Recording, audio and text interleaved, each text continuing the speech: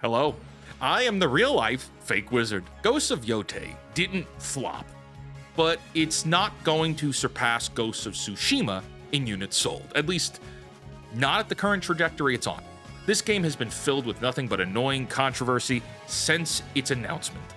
But now we find ourselves on the other end of that. People have complained about it, people have glazed it, and now we finally have analytics to back up whether this game was a hit or a flop. At 3.3 million units sold, Ghosts of Yotei is kinda, I don't know, it's not a hit, but it's also definitely not a flop. In business terms, it's a profitable product launch. Some people are already in my comments acting like the monkeys from Superman. Ghosts of Yotei is a massive success for Sony. I don't know why I made you British, but no, it's not a massive success. That's right. It's a massive flop, and Sony should be embarrassed. No, it's not a flop either, and we'll explain why in a minute. In a battle between winners and losers over Ghosts of Yotei, the winner is Sony and Sucker Punch for making a profitable product, and the losers are gamers. Again. For the 100th time this year, once again, the gamers, for more reasons than one, are the losers. Let's talk about it.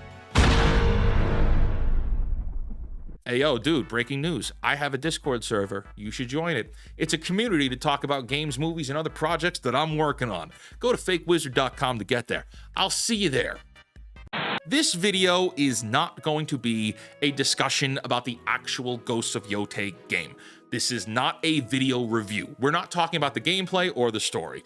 This is a business analysis video, and I feel compelled to explain that because I've done business analysis videos in the past like this, and people get all wild that I'm talking negatively about something you might love or something I might love. I did a whole explanation video on why I think Kingdom Hearts needs to properly end through the eyes of business, and people went bananas on me. I love Kingdom Hearts, but I call balls and strikes. And as we talk about Ghosts of Yotei, I'm going to discuss it with the same fervor.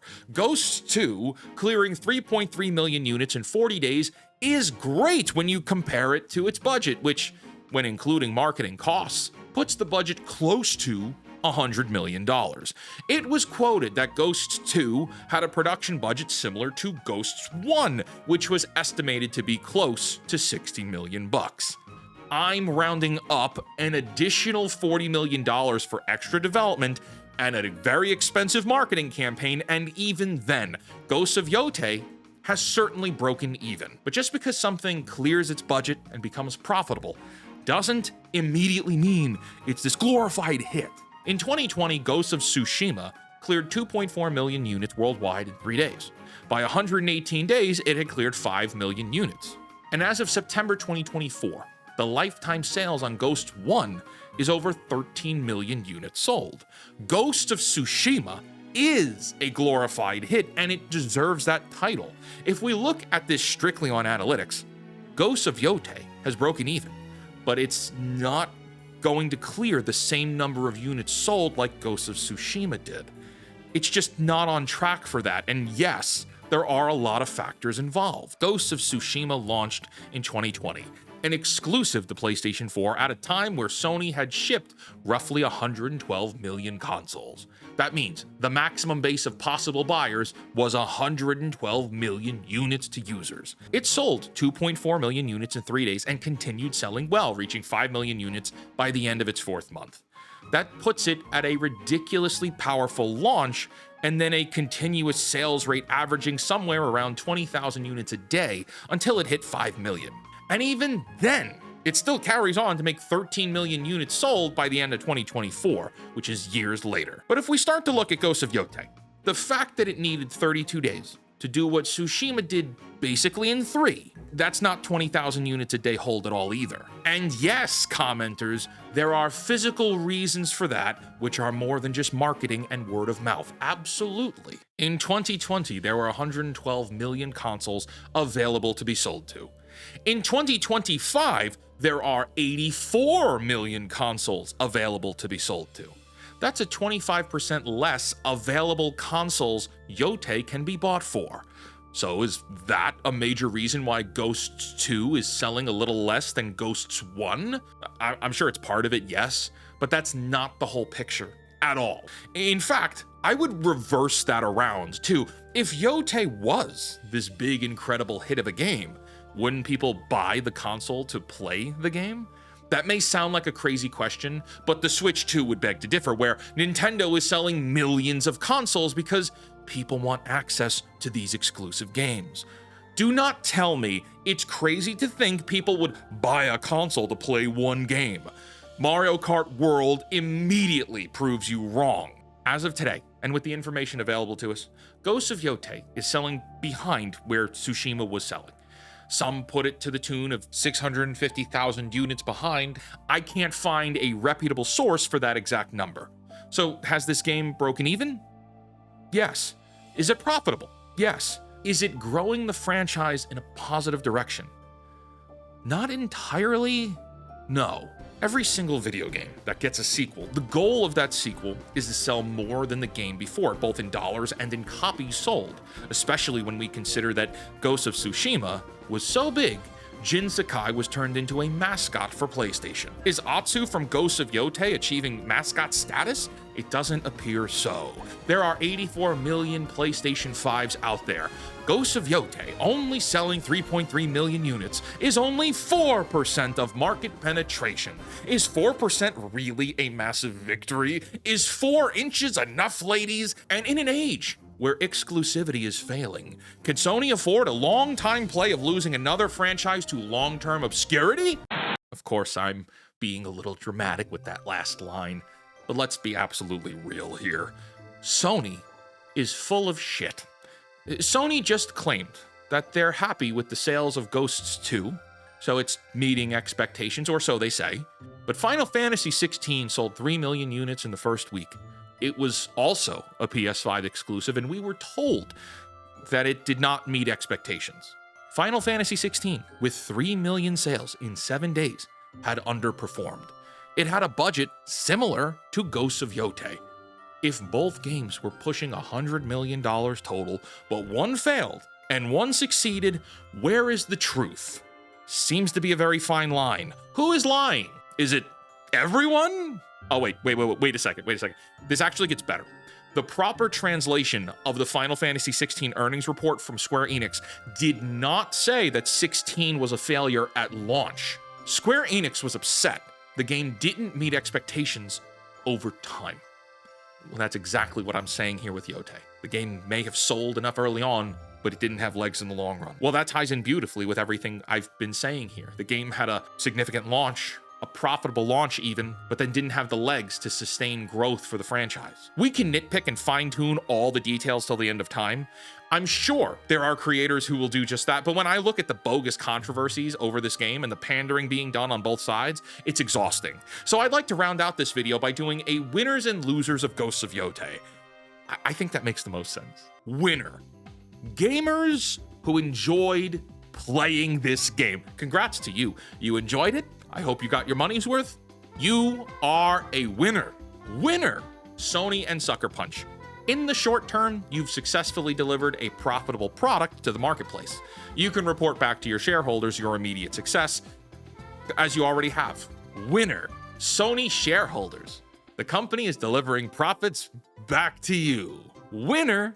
Toxically positive corporate grifters glazing for Sony. Y'all are running around like wild animals right now, celebrating that this game is a massive landslide victory. It's like, no, it's not. The brand is not growing. It was meant to extend past the Tsushima sales numbers to continue growth of the franchise. That is not happening, and/or has not been proven yet. And these grifters are either lying about knowing that, or delusional, devoted in their blind consumerism and gaming addiction, telling their audiences that this game is the win that it is not. You guys are winners because, well, you're making that content and trying at least to get that bag, and you'll stay in the good graces of your corporate masters.